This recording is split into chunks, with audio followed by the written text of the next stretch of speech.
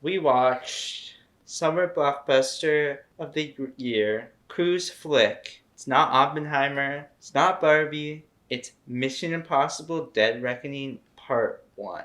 Yeah, dude. Fuck yeah. The cruise machine is back. Fucking Top Gun Maverick.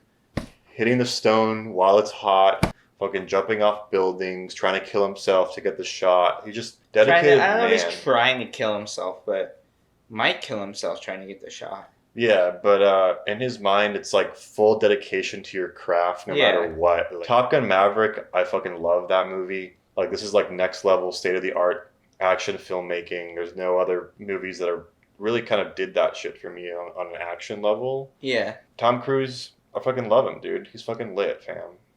Yeah, I know you do. I love Tom Cruise. Listen, he's definitely a pinnacle. He's a pillar of this industry. There's no Hollywood nowadays without Tom Cruise. Like, he's done so much for Hollywood, so much for movies. Top 3 greatest action movie stars of all time. Probably. He's probably up there for sure. And there's a lot of things I really like him in. Was it Edge of Tomorrow? Oblivion I really liked. I like a lot of his action shit. War of the Worlds. War of the Worlds. Like, I fucking loved that as a kid, honestly. Fucking Eyes Wide Shut. Dude, obviously, that's probably my favorite of his, dude. I mean, he fucking works with Scorsese, and then you fucking got him, you know, Interview in, with like, the Vampire. Tropic Thunder, dude. Yeah, he's fucking great, dude. But All the Mission Impossible movies. I mean, here's the thing. I love certain Mission Impossible movies. Nowadays, to me, they're so formulaic.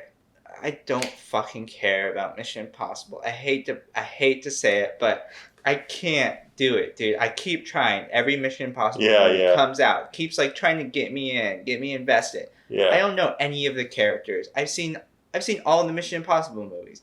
I still can't name like Simon Pegg's character. Yeah. Ving Rhames' character. I don't know, dude. I know what's like Ethan something. Ethan Hunt. Ethan Hunt. Yeah. Yeah. And then there's Rebecca Ferguson. She was in a couple of them now. And then, I hate to spoil it, but like, she's again used as this woman who Ethan is really like connected with on like a level that's like beyond anything, like really important to him. Yeah. And then she's killed off to compel his character forward. It's done in every fucking movie, and I'm so sick of it, dude. Yeah. And they've teased it. Like, I think that's why I liked Fallout with Henry Cavill, because I like Henry Cavill playing a villain. But then also, I like that it's like, yeah, no, like, fucking woman dies to, like, get Ethan to, like, actually do something. Yeah. Well, I kind of want to go over, like, from the beginning of Mission Impossible. So, they had a strong sort of authorship in the beginning of the Mission Impossible series, because I don't think they didn't know it was going to be, like, a whole franchise, how successful it was going to be. But, you know, first off, you get Mission Impossible 1, 1996. Brian De Palma, a master stylist, comes in, does his split screens, his close-ups, all of that, like all of his crazy editing, his camera style. Framing, dude, it's like fucking low frame. Like, yeah, you have that in the beginning, which is really cool and interesting. Then you get Mission Impossible 2, which is more controversial. It's like one of the least favorite one out of the fan base. I like it a lot because I like John Woo's style and stuff, and it's just like a fun action movie, and I like Tom Cruise's long hair and the motorcycles and shit in it. Yeah. No, there's a and it shows like, shit like twice. Yeah. You know? And that's cool to me. And And then we get Mission Impossible 3, directed by J.J. Abrams. More serious. Philip Seymour Hoffman. Yeah, he's the best villain in any of the Mission Impossible movies. Oh, he's the best villain, dude. And we have and that's probably J.J. Abrams, like my favorite J.J. Abrams movie. Probably, yeah. And it is carried by Philip Seymour Hoffman, but it is edgy too. Like, it's really edgy because you remember in the intro, dude, it's like really scary. Yeah, I was a kid then. Yeah, fucked me up too. I watched it at like Nate's house, dude, down the street when we were growing up, and like I remember watching it and being like, dude, brain chips are fucking terrifying. Like, there's something so terrifying about that movie. Yeah, and that movie, and he shoots her, and the credits start, and it was really dark, and Philip Seymour Hoffman just really like lays it on like hard, and he's like, you know, whoever your wife is, I'm gonna find her, and I'm gonna hurt her. Yes. And then I'm gonna kill her in front of you. Yeah. And then I'm gonna kill you. It says some shit like that. It was like super badass. R.I.P. legendary actor. Yeah. Then you get Mission Impossible 4, Ghost Protocol, which takes a more... Is that the director that's been sequential director? No, that was Brad Bird, who directed like The Incredibles and a lot of these, all like the Pixar movies. I'm pretty sure it's Brad Bird. And that takes a more like glossy, stylized, like sleek, really sleek modern look, which is totally different from like the third one. And what I remember about that is that like he's climbing the Burj Khalifa. And then you get Mission Impossible 5 Rogue Nation, which I don't remember at all. I think it's the one where Simon Pegg was like in trouble. Like, I don't remember it. They're like, oh, he's going to die. But then like, he does. I don't remember it at all. Yeah. I don't know who directed it. Maybe it was Christopher McQuarrie. It might be Christopher McQuarrie is the guy who took over and like also took over like Top Gun Maverick and shit. But then Mission Impossible 6, which is or Fallout, which was like a really, really critically acclaimed, like super successful one, probably the most successful one out of all of them. And the stunt they pulled, like the big stunt they pulled off for that one was really sick with like the helicopters and like he was on it. Yeah, and that's the one where he's hanging on the side of the plane, right? That was like really marketed a lot. And also I did like the ending and the cross-cutting they did with like defusing this bomb and like hanging off the helicopter and like so cool, dude. That was cool, you know, like it was a little overhyped because everyone like fucking loved it so much. And I went to see it and I was like, yeah, it was alright. I don't know. And then now finally, like after like a lot of delays because of COVID and shit, and even Top Gun Maverick got delayed. And when Top Gun Maverick came out, I was like, okay, shit, like now my expectations are really high for the new Mission Impossible because same team, same guy. Christopher McQuarrie didn't direct Top Gun Maverick, but he was like heavy into development of it, and they're like, we're gonna make Top Gun Maverick like a Mission Impossible. Well, that makes sense because they have this team kind of that with Mission Impossible and with Top Gun Maverick where they're like really pushing the boundaries of like what you can do in practical effects. Yeah, and that's like really, really cool to me. Mm-hmm. I really respect the fuck out of that. I think these movies would be so much fun to be a part of making, without a doubt. Mm-hmm. Seems like really enjoyable to be on this set. And I have an interesting thing to say. When I worked on Assassin's Creed, like almost 8 years ago now, there was a key set PA that was on it. Mm-hmm. And now she's the first assistant director, and she was the first assistant director on this movie. Really? Yeah. Really? That's so cool. Yeah, and I'm like, hell yeah, like good for her. Like she like really like she actually like climbed the ladder of the assistant directors and finally got to like be the first assistant director on fucking Mission Impossible movie. Yeah. That's like really crazy, like a big movie like that in such a small amount of time, you know? Yeah, but she's stressed out. Yeah, but she knows how it works, you know what I mean? Yeah, exactly. It is stressed out. But so Mission Impossible Dead Reckoning Part 1, I enjoyed watching the movie. I really enjoyed it. I kind of just went in, like with the other movies, I don't really necessarily understand what the fuck they're trying to do.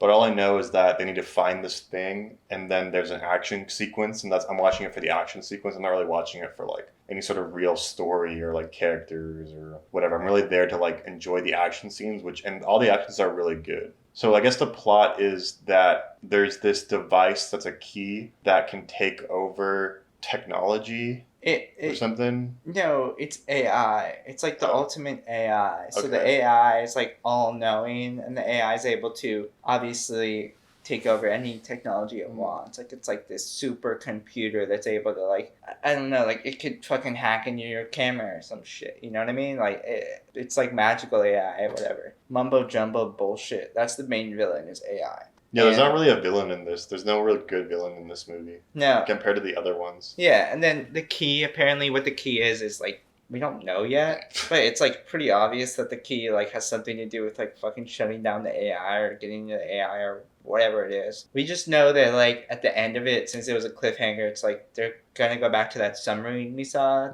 First. And also the AI technology is able to create decoys. So if you're like viewing something through a machine, it can create like a fake person or something like that make you think that there's like something there, or like it can make you think that like there's a missile coming in when there's not, which is kind of interesting too. Yeah, it can hack in your stuff. Like I love the scene where it like hacks into like Benji, that's his name, Simon Pegg's name, Benji, dude. It hacks into like his laptop and starts talking to Ethan. Yeah. Through his like phone or whatever, and it's like, and the AI is evil. AI's evil, yeah. Okay, so basically the whole thing, it's a MacGuffin, dude. The key is a MacGuffin that they're trying to find, and then in the way that they're trying to find it, there has to be an action sequence that has to happen for them to find it. And then there's these like confusing meetings that go on with multiple characters. I don't know like what their motives are. It's not really explained. All you know is that like some of them are good, some of them are bad. It doesn't matter because it's just an action sequence to get out of it. And then an exposition scene and then someone important dies, or it's just about the action, dude. I don't give a fuck about like this. It's just like, but this, I like the scene where they're following her in the airport though, and they find the girl, the thief, and they like follow her in the airport. They're trying to find the target who's like carrying a briefcase, and I don't know what that is, but that was cool when they did that. And then the ending train sequence is really cool too. The ending train sequence is cool. Yeah. That was like really cool. Like I don't know how they did that with the sets and like the hanging train that they climb up, like everything. It's like kind of like Uncharted. Yeah, it was. Yeah, it was Uncharted. Like, and then I was getting anxiety from it. I was like, dude, that train car's gonna fall now. Yeah. And then like he thinks he's gonna fall, and then a hand grabs it, and you're like, who could the hand be? And then it's the Asian girl. Yeah. And then I also like the stunt where he like jumps off with the fucking motorbike and parachutes down. That was cool. Even though we knew it was going to happen because they promoted it so much. Yeah, they promoted it so much. I mean, stunts, yeah, they're really fucking sick. Yeah, they're the best part of the movie. Like, that's what I go to the movies to see. Yeah. That shit. But Rebecca Ferguson's character dying, I thought was such a cop-out. So stupid. It was just to get this, like, new character involved and, like, move the story forward. Yeah, it did not need to happen. Yeah. Like, I just felt like that really fucking bugged me and bothered me and threw me off. Another thing is, like, everyone acts like, oh, if you don't like Mission Impossible, you don't like these natural stunts and stuff. Like, yeah, he's fighting a good fight. Tom Cruise is saving Hollywood. He's doing all these, like, practical stuff. And, like, he's the one really pushing the envelope now. Like, and you're not allowed to, like, fucking hate on Mission Impossible. Even though, dude, they're just, like, a fucking classier version of Fast and Furious. They're the same for me, dude. Fast and Furious is just as bad as Mission Impossible, dude. Like they're both like kind of just bullshit, dude. Like Fast and Furious, yeah, it's so obviously crap, but like at least they recognize that. And Mission Impossible acts like they're so much better, and people that watch it act like it's so much better than Fast and Furious. It's the same bullshit, dude. It's just like Fast and Furious with their pinky up. Yeah, and I feel the same way about John Wick too. John Wick is the same bullshit as like. I like Mission Impossible more than, I think there's more to it than what I think it's better than Fast and Furious. Like there's more to it, but like John Wick, I feel the same way. Like every John Wick movie that comes out, I'm like, everyone hypes it up so much, and then I see it, I'm like, dude, that was just like the same bullshit. It's not that amazing to me. Yeah. Especially when we got like these huge hundreds of $1 million budgets and stuff, and the stunts aren't even that cool. No. The fighting is like not that cool. Like a movie like The Raid, way better fighting, and it's like fuck, dude, like The Raid. So say like even like John, you want like a better like fucking John Wick, just like do like fucking Old Boy or some shit, you know? Like it's like The Expendables. Yeah, or like what's the fucking what's that movie you watched with Robert Pattinson and Guy Pearce and stuff? That like apocalypse movie. The Rover. The Rover, dude. Like that's a fucking good that's a good action movie someone would like. You know what I mean? Like no, these are just like tentpole summer blockbusters, kind of made by a committee. I still feel like Tom Cruise puts a little bit more heart into it than like Vin Diesel does, though. Definitely. I think so. Like Vin Diesel's cashing out. He says, I don't know if he really gives he's cashing out. I don't think Tom Cruise is cashing out. I think he's like, this is my time to still make movies on this level, and I'm gonna do my best to do it because it's like really special to him. And he puts like so much dedication into himself. Yeah. To like fucking pull off what he needs to do. Like, dude, of course, immense respect for him. Immense. Like, making movies is hard, no matter like what your movie is. Like, it's hard to make Fast and Furious too. Like, there. No doubt about that, dude. I'm just giving my critique, like valid, like for me. You know what I mean? And like they definitely like shoo in another hot woman into the story. Yeah. Dude, such beautiful women in this movie. All of them are beautiful. There's no. All of them are beautiful, dude. Yeah. Like it's ridiculous. Like really gorgeous women. Yeah. Like fucking the blonde girl, Vanessa Kirby. Yeah, Vanessa. Yeah, she's been in a couple of them now. Yeah, Rebecca Ferguson, and then that new girl who's also like I don't even know which one is like the most attractive. They're all so gorgeous. Yeah. And shit. And I feel like they're just getting rid of Rebecca Ferguson so they could have a fresher new face, I guess, in the story who's also attractive. What did you think about the cops that were chasing? Oh yeah, that was a whole other thing that was going. They disappear for a bit, right? And then they come back in the end. Yeah, they disappear. I mean, they're always like chasing. They're just like tension. They're like a tension device. They're not. Yeah, they are. They're just like they're a time frame for Ethan. You know, like the cops are kind of. It's like that one guy's always like Ethan always gets away. He's like. Yeah, that one guy that's in Homecoming. Yeah. Well, he's a good actor, though. You have the cops, then you have the bad guy that was in a flashback that Ethan Hunt had back. I don't know if that's from another movie or like what. No, he's not, dude. It's not another movie where he saw someone. No, it's not another movie, dude. It was just written in there? It was just written in it. It was like supposed to be some really fucking important person from his past that they're just like, yeah. Fuck, dude. I've like been watching these movies. You know, like you should have incorporated this like a while ago. You know, if you're at this level. Yeah, at least do like Philip Seymour Hoffman like deep fake or something. Fuck off. Dude. Like that shit would have been crazy. People in the movie theater would have been like, whoa. Oh. I think a Philip Seymour Hoffman deep fake flashback would have worked better than the shoe-in written in villain that we never even knew because a girl died that he liked or something. Yeah, apparently like the girl he's the guy that gets him into the program, like the Mission Impossible program. Yeah. So you have the IMF, you have the main opposition is the police that are just a tension device. Then you have the actual villain who's the guy who's introduced. Then you have like Vanessa Kirby, also who's a villain. Then you have the United States government, who's also kind of a villain too. Yeah, who's also like a villain. Yeah, and you have the guy with the glasses who like runs everything, who's like that Danish guy, like the Paul Bettany type dude. He was in the first one. Oh, I don't remember that. And then you have the general type guy. So there's like multiple kind of forces opposing them. I don't know if it was necessarily needed, but I guess it's just kind of a way to like get everything to an action sequence and then a satisfying ending. But yeah, you have any final thoughts on Mission Impossible Fallout Part 1? Are you looking forward to seeing the next one, which is probably supposed to be the ending? Oh, it is? I'll see the end. Yeah, but I'll see the end. I don't think it'll be the end because I think what will happen is they'll be like, oh, that's the end. And then like 10 years down the line, he'll do like some Harrison Ford type Indiana Jones shit where they're like, oh no, we'll do another one when he comes back out of retirement. And there's a younger Ethan Hunt 007 type IMF guy that he has to guide.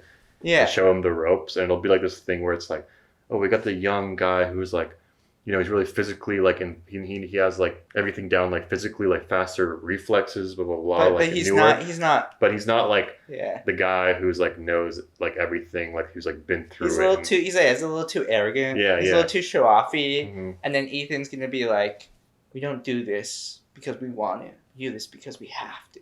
Yeah. Some shit like that. It's like because no one else is here for us. Yeah, he's like the veteran. He's like the Morgan Freeman in Seven, and Brad Pitt is like the younger guy type shit. He's like really ambitious but arrogant. And then Tom Cruise is gonna be like the veteran older guy who knows the streets, you know. Yeah. But he's not as physically like the same. It'll be Miles Teller, dude. Yeah, it'll be Shia LaBeouf. Yeah, Shia LaBeouf. Dude. Yeah. Yeah. Yeah. That's what's probably gonna happen. Yeah. I would predict. I mean, they're not going to be, unless like a new one, because this movie didn't make as much money as they wanted to. Apparently, like made like 300 something million. It cost like 200 crazy million. Like Oppenheimer cost like 100 million plus 100 million marketing, but it's made like 400 million worldwide. That came. It hasn't made 400 million. Yeah, and that came only made like 150 million. No, now it's made two weekends now. 2 weekends. Okay. It has 400 million and. Mission Impossible has 3 weekends and has made less money. So Barbie's on track to be like billion, dude. Yeah, it's like a product movie. Yeah, but like so we'll see. But they're definitely gonna make the second one. Then if that doesn't do that well, if the newest one, the next one makes like a lot of money, then they're not gonna be done with it like just right off the rip, you know. But they might take I don't know. Dude, he must be so tired at this point. No, dude, no, he's like in the best shape that you can be in, bro. He is, no, but I mean... And they're definitely making another Top Gun movie, too. Like, they have to. Yeah, they're going to. Yeah. So, I don't know. Tom Cruise, I'd love to see him do a Christopher Nolan movie. I'd love to see him be in a Quentin Tarantino movie, too. Yeah. Because he was supposed to be the stuntman. He was supposed to be Brad Pitt's character initially. He was, yeah. Which was really interesting, too. Because that makes sense, because he's an actual stuntman, too. Like, certified stunt. Yeah. Guy. But yeah, Mission Impossible Dead Reckoning Part 1. What did you think of it? I liked watching it. Fun to watch. Not like it was also kind of goofy too. Like it's really comedic. Mm-hmm. And yeah, leave a comment below and like the video. All right, good night, guys. Night.